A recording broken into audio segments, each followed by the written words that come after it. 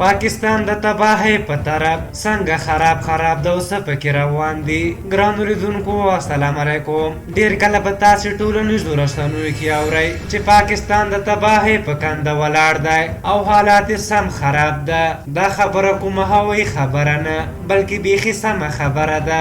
دا چې څنګه څو عوامل ښکاره کوو. پاکستان وروستیو کې تر دې حده په نړیواله کچه وشرمېده چې مالیزیا یې د 14 میلیونه ډالرو په قرض کې د دوی د دولتي شرکت تیاره ترې ودروله.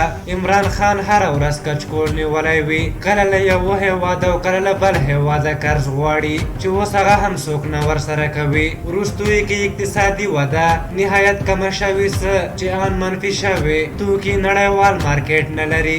افغانستان سره د سوداګرۍ هم پخوانی خوند نشته.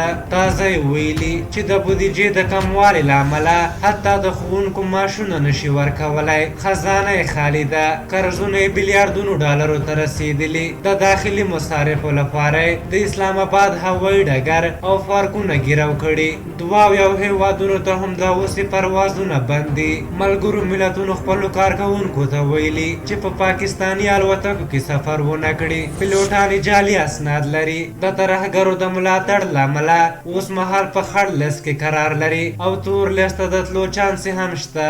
همدا اوس په پاکستان کې د پاکستان دیموکراتیک غورځنګ چې د پاکستان حکومت د اپوزیسیون له 9 ګوندونو جوړ دی میلیوني احتجاجونه کوي او وایي د عمران خان حکومت اقتصاد له 0 سره ضرب کړی، وعدې نه دي پوره کړې او باید واک پرېږدي. پورته موارد مو چې یاد کړل موږ نه د پاکستان رسنۍ وایي، خو په دومره خراب وضعیت کې چې پاکستان قرار لري بدبختانه به ووایو چې زموږ افغان سیاسون لا هم له پاکستانه مرسته غواړي. پاکستان ته اوس د روزارۍ کوي چې د طالب ملاتړ بند کړي او سوله کې ترېنه مرسته غواړي. دا خبره واقعا ډېر د خفګان ځای ده چې په داسې وخت کې هم موږ لا نه پوهېږو چې څه وکړو. تر څو په ګونډو شوی حریف په ګونډو کړو. بس یوې قوي ډیپلوماسۍ ته اړتیا ده. په هر حال تاسو دغې موضوع په هکله څه نظر لرئ؟ خپل نظرونه هم راته په کومنټ کې ولیکئ. که زموږ ویډیو مو خوښه شوې وي ضروري لایک کړئ. تر بل ویډیو مو په لیا بخښونکي خدای سپارم. د الله په امان.